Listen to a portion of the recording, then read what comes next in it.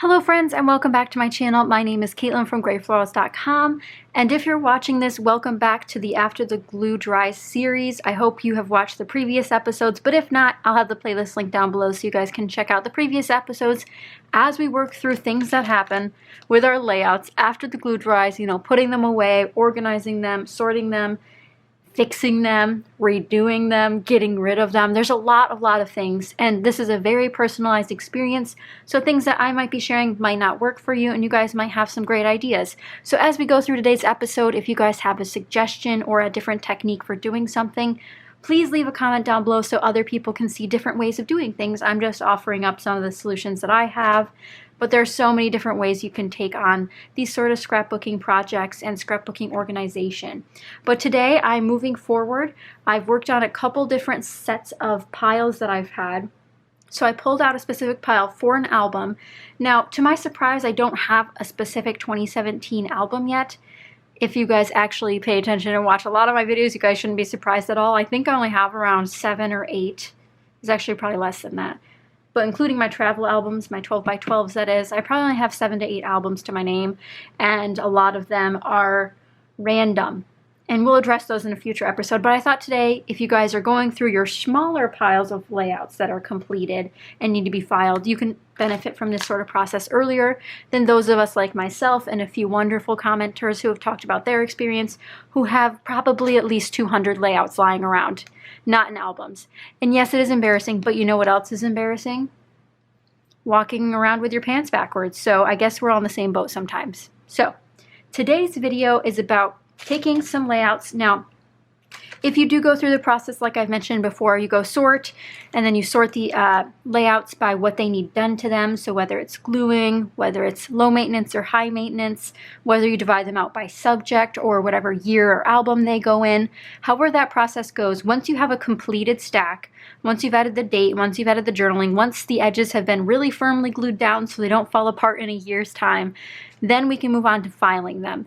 So after I was done with this pile of adding the extra glue, adding the journaling, the dates, etc., I put them in order by date. Now, I am not a huge sucker about getting the exact date in the right order. I just like the same topic to be together.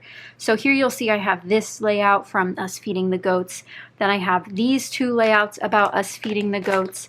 But then going through my piles, I found, this is in the wrong spot, I found more layouts about feeding llamas this time. And then we have more here about feeding the animals, about feeding the giraffes,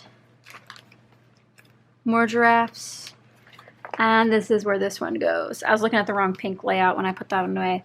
So really I only have 2 subjects in here. Nope, 3. We got another one down there. But essentially I put them in thematic order first, and then I put them in date order because that was easier for a smaller pile. If you guys are like me and you have a lot of layouts, you'll see this process doesn't work as easily because it's very difficult to find certain photo dates, especially if your photos are digitally unorganized like mine are. And I know a lot of people aren't in the same boat, but for those of us that are, what happens next? We have a small pile of finished layouts, whether they be, I just created them this month, whether they're 500 years old. I need to put them away so they're safe. So I thought I'd talk about page protectors for a little bit in this episode. And I know we talked about in the previous episode some journaling pen recommendations and markers you could use. And I got some great suggestions for additional ones. So even if you did watch that video, you might want to head to the comments section just to scroll through and see if there's maybe your favorite marker got mentioned or it didn't, and maybe, some pros and cons to those. So that's definitely worth checking out if you haven't already. But in terms of pocket pages and the sleeves that we'll put our photos in for essentially forever, our layouts in essentially for forever, there's so many different ones on the market. Currently, I have these Echo Park ones. I got them on a really good deal from a website called idiecut.com. And they sell Echo Park products, and sometimes they do site-wide 50% off sales, and that's the time I pick up these large bins of 50 sleeves. Now, I've also used Project Life brand and We Are Memory Keepers brand, and I definitely don't have a specific favorite. I think they all work. I think photo page preferences really come into play when it's pocket pages. But for simple 12x12 pockets, as long as you have the normal 3-ring binder holes, all is well. So we're going to get some of these out, but before we do that, I want to talk about album choices as well. So I do have an album here. I think this one's actually pretty recent, and I'm just realizing how heavy this is. So maybe this is the ones that come with page protectors inside. I don't believe it is, but it feels awfully heavy, more heavy than I remember it should be. But this is just a Project Life brand chipboard album. It's got the D-rings on the inside, which you'll see once we open it up. But I did want to show you guys, I used to buy these all the time when they were on clearance. I've been really lucky with Michaels. I've been really lucky with Ollie's having some, and even Walmart carries this brand. So if you're newer to scrapbooking, you're trying to get things that are easily accessible, because these can be quite costly to ship sometimes, definitely check your local chain stores for something like this. Now, if you'll see here, I got this one on a great deal. It was only $8 instead of $20, which is really, really great. I don't like paying full price whenever I can, but these do diminish in quality much faster than a leather album would. And I do have a couple leather albums. All, I believe, are DCWV and We Are Memory Keepers brand. I know that tends to be a really, really great brand that people are gravitating towards too.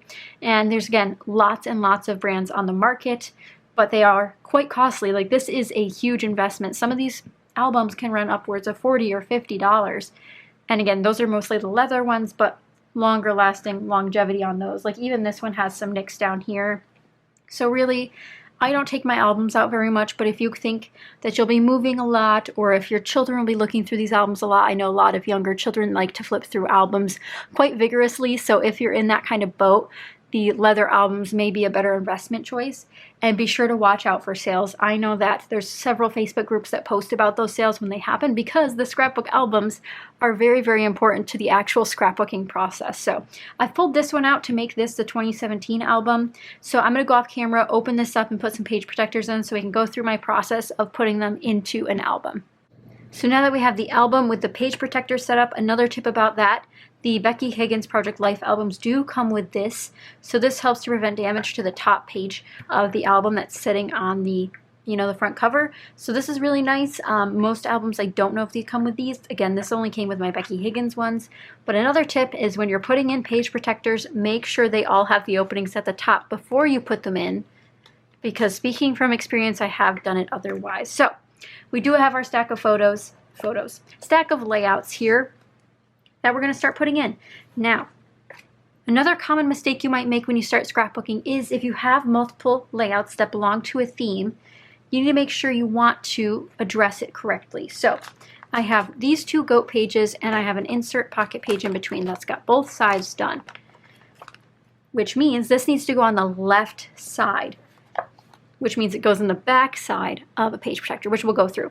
But it's important to note those, because if I were to just start putting these in, I'd quickly realize that this wouldn't be the first page of the album. Even if this was January 1st, I'd want something else there so I can have the double page look across my subjects. So I'm going to scooch these out of the way and start putting them in, because obviously there will be more ahead of this as well as more behind the ones I'm about to do. And I'm also going to talk about a bit of spacing, because if you're like me, you don't scrapbook chronologically. So you're kind of guessing at when you'll have how many pages in each section of your album. So I can put these in the front because it's easy to add more page protectors in front of them.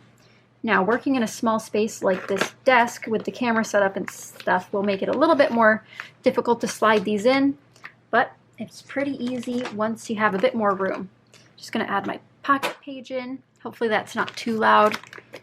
And luckily these holes also line up, because these are made for 12 by 12 albums. But if you do have ones that aren't, I've shown a couple tutorials. I think that's probably a few years ago now, but I've shown tutorials how I use washi tape to create my own punched holes so that I can use them in whatever album I want. So a lot of times 6x8 albums have really specific two-piece binder ring setup. So instead of, if you try to put a 6x8 or a 4x4 insert that usually belongs in that style album into a 12x12 binder ring system, it usually doesn't line up. But luckily most 6x8s do fit the initial, either the top set or the bottom set, but 4x4s don't, so you have to create either your own set or find a pocket page that does go with it. So again, moving on to similar subjects, same day stuff here. So what do I want next? We've got llamas, giraffes. Okay. Luckily we have an even number here, so it'll work out nicely. Since the llama is classified with the farm animals, I'm going to put it on the left, And I think this one actually complements it quite well, and actually the layout of the zoo in this case does naturally go this way. Although I didn't print every photo from that day, you know, I'm kind of trying to put them in order when I can, because why not? And sometimes when you have flimsy pages like these ones, they can be quite difficult to put into the album. And another thing I wanted to mention, because I have talked about it, I started signing the back of my layouts like so. Thanks to Scrap and Amy, she showed me that in one of her live streams, and I thought that's a cute idea, why not?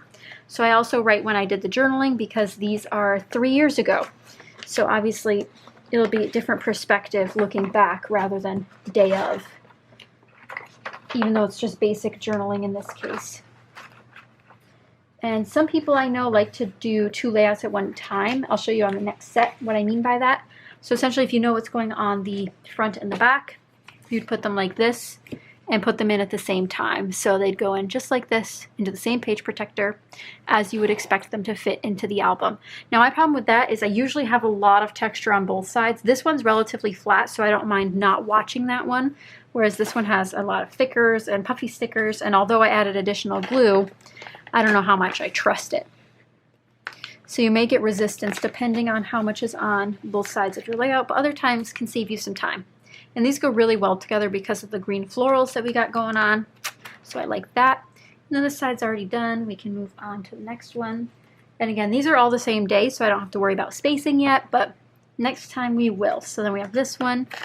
And I do know I have more from this day. Do I know where they are currently? Oops, I have a sticker stayed up here and I just knocked it off.